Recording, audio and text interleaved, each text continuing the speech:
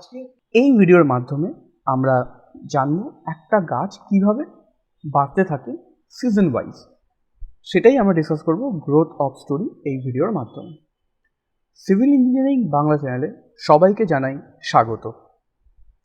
আগের ভিডিওতে আমরা ডিসকাস করেছিলাম একটা সফটউড আর হার্ডউডের মধ্যে পার্থক্য। ইনকেস তোমরা যদি ভিডিওটা না দেখে থাকো, এখানে একটা আই বাটন পাবে, দেখতে পারো। আদারওয়াইজ প্লেলিস্ট সেকশনে গিয়ে তোমরা ভিডিও চেক করতে পারো। দেরি না করে ভিডিওটা শুরু করা যাক।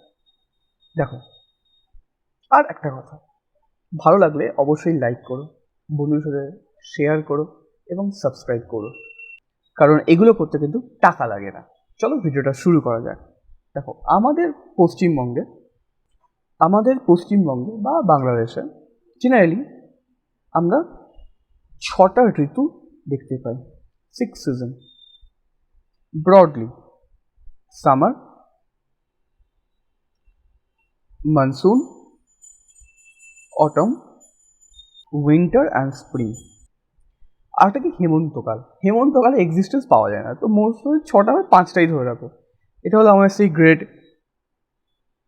গ্রীষ্মকাল, এটা হলো বর্ষাকাল, এটা হলো সেই শরৎকাল, এটা হলো শীতকাল, আর এটা হলো বসন্তকাল।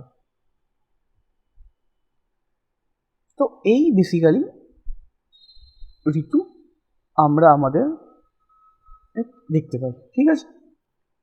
এবার আমরা যারা গাছকে অবজার্ভ করি, কী হয়, ধরো এই তোমার লেভেলের মানে গ্রাউন্ড লেভেল, এখান থেকে সেই গাছটার তোমার মূলত্র সব বেরিয়ে গেছে আর এই গাছটা বড় হয়েছে। কাজ কি হলো, এখানে তোমার কি থাকে, জাইলেম ফ্লোয়েম থাকে। এরা জলগুলোকে নিয়ে এই মাধ্যমে গাছের প্রত্যেকটা কোষে কোষে পাতায় সব জায়গায় পাঠায়। খুব ভালো কথা। সেখান থেকে গাছের কাজকর্ম করে, সেখান থেকে ফুল হয়, ফল হয়, ফটোসিনথেসিস হয়। এর সিম্পল গল্প। এবার আমরা গ্রোথ অফ দ্য ট্রি যে পড়ছি, কেন পড়ছি, এবার ভালো করে বোঝার চেষ্টা করো। দেখো, গ্রীষ্মকালে মোটামুটি একটু বৃষ্টি হয়, কারণ কালবৈশাখী লেগেই থাকে। বর্ষাতে হয় তোমার মুষলধারে বৃষ্টি, শরতের মাঝামাঝি অবধিও বৃষ্টি হয়। তো জল মানে ওয়াটার সাপ্লাই যদি বলতে চাও, ওয়াটার সাপ্লাই কিন্তু ভালো মতো হয়। কোথায়? সমস্ত গাছের সেরে। প্রবলেমটা হয় এই শীতকাল আর বসন্তকালে। শীতকাল বসন্তকালে কি বৃষ্টি হচ্ছে না। শীতকালটা কোনো প্রবলেম, কারণ কেন বলতো, বৃষ্টি হচ্ছে না, কিন্তু ওয়াটার লেভেলগুলো যেগুলো থাকে সেগুলো দিয়ে মোটামুটি জল টেনে নেয়। কিন্তু এই শীতকাল শেষ হতে বসন্তকালে এই প্রবলেমটা স্টার্ট হয়। বসন্তকালে কিন্তু কি হয়, আগে ধরো যদি ওয়াটার লেভেল এই থাকে, বসন্তকালে দেখা ওয়াটার লেভেল এই অবস্থায় চলে গেছে। তাহলে এখন কিন্তু এই গাছের যে শিকড়, তার পক্ষে কিন্তু জলটা টানা সম্ভব হচ্ছে না। কিন্তু গাছকে তো বেঁচে থাকতে হবে। গাছ তখন কি করে, এই ঘটনা ঘটে বসন্তকালে। বসন্তকালে কি ঘটে দেখে চলো। স্প্রিংয়েই কিন্তু নতুন আবার পাতা গজায় গাছের মধ্যে। ভেবে দেখো, শীতকালে সমস্ত পাতা ঝরে যায়, আর বসন্তকালে নতুন পাতা জন্মায়। কেন জন্মায়? দেখো, স্প্রিংয়ে গাছের যে এই শিকড় থাকে, যেটাকে আমরা রুট বলি, এই সমস্ত জল সংগ্রহ করে কোথা থেকে? স্যাপ থেকে। স্যাপটা কি? স্যাপটা হলো গাছের মধ্যে সঞ্চিত খাদ্য এবং কার্বন। স্যাপের মধ্যে কি থাকে না, স্যাপের মধ্যে থাকে ফুড প্লাস CO2 আর ময়েশ্চার কন্টেন্ট। এই তিনটে জিনিস স্যাপের মধ্যে থাকে। এই স্যাপটাকে রুট ইউজ করছে, আচ্ছা, ব্রাঞ্চ মানে ডালপালা ইউজ করছে, আর কি ইউজ করছে ফ্রুটস অর ফ্লাওয়ার, এরা ইউজ করছে। নতুন পাতা জন্মাচ্ছে, মনে করে দেখো বসন্তকালে। যদি বাঙালি হয়ে থাকো, বসন্ত নিয়ে অনেক গানও আছে, বসন্ত এসে গেছে। আচ্ছা, খুব ভালো কথা। এবার কি হয়, এই স্যাপ থেকে তো জল টানছে রুট, মানে অ্যাজ এ খাবার নিচ্ছে। এছাড়াও সানলাইটটা স্যাপের উপর যদি অ্যাপ্লাই হয়, স্যাপ প্লাস সানলাইট অ্যাপ্লাই হয়, তখন কি হয়, স্যাপের মধ্যে যা ওয়াটার থাকে সেটা কি হয়ে যায়, ইভাপোরেটেড হয়ে যায়। খুব স্বাভাবিক ব্যাপার, তুমি জল পাচ্ছ না, একটা পারে জল রেখেছো, তুমি জল সাপ্লাই দিচ্ছ না, কিন্তু রোদে রেখেছো, জল কি হবে, ইভাপোরেট হয়ে যাবে, যাবে তো। এখন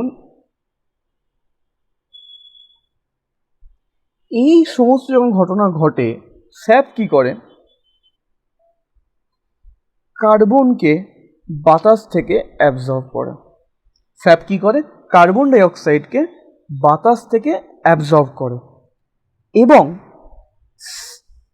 এই কার্বন ডাই অক্সাইড কোথায় জমতে থাকে, স্টোর হয় স্যাপে, যার ফলে পুরো ব্যাপারটা কি হয়, আস্তে আস্তে গাছটা ডেন্স হয়, গাছটা কি হয়, ডেন্স হয়, এবং এই কার্বনকে অ্যাবজর্ব করছে বলে কালারটা কি হয়, ডার্ক হয়।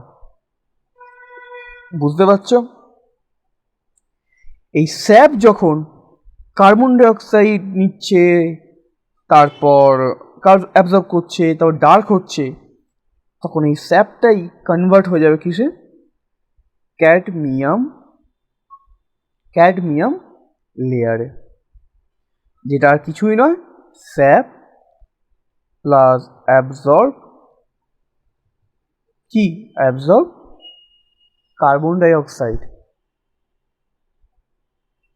এবং প্রত্যেক বছর এভরি ইয়ার একটা করে cadmium layer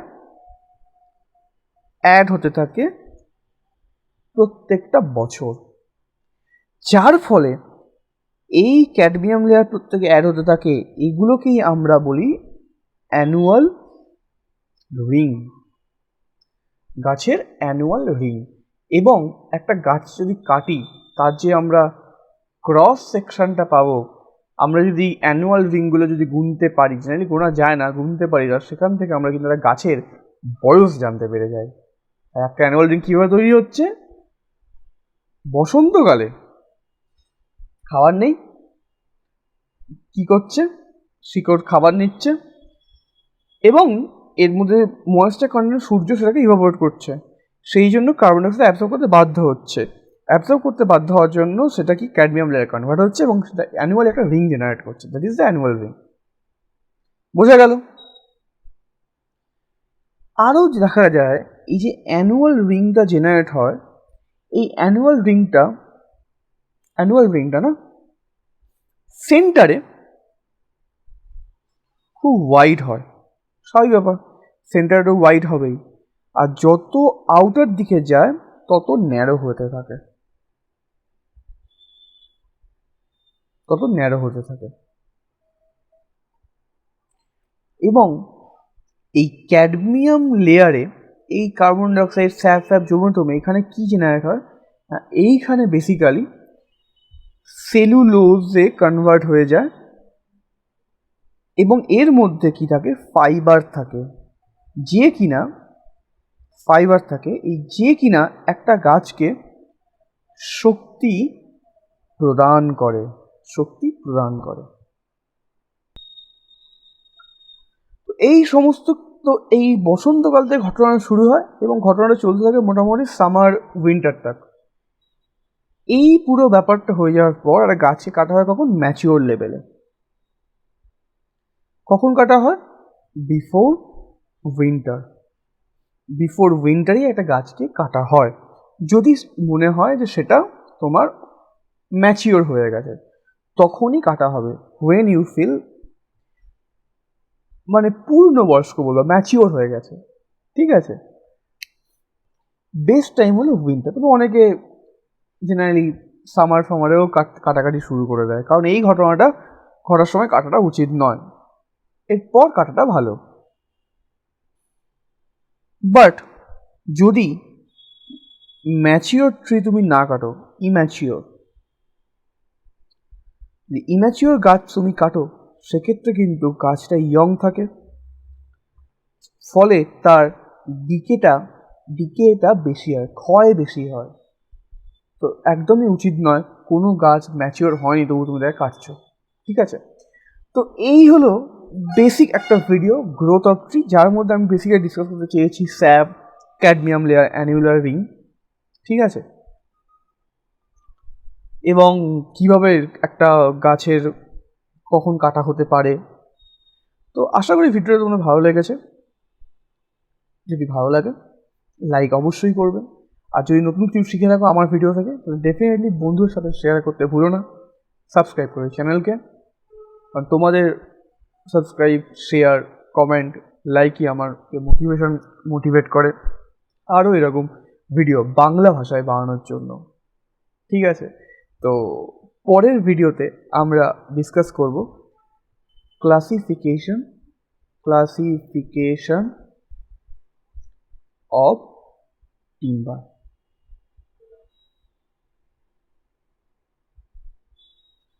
classification of timber আমরা পরের ভিডিওতে আমরা ডিসকাস করব। তো ভিডিও দেখার জন্য তোমাদেরকে অসংখ্য ধন্যবাদ। দেখা হচ্ছে পরের ভিডিওতে। ভালো থেকো, সাবধানে থেকো, সুস্থ থেকো। Good bye.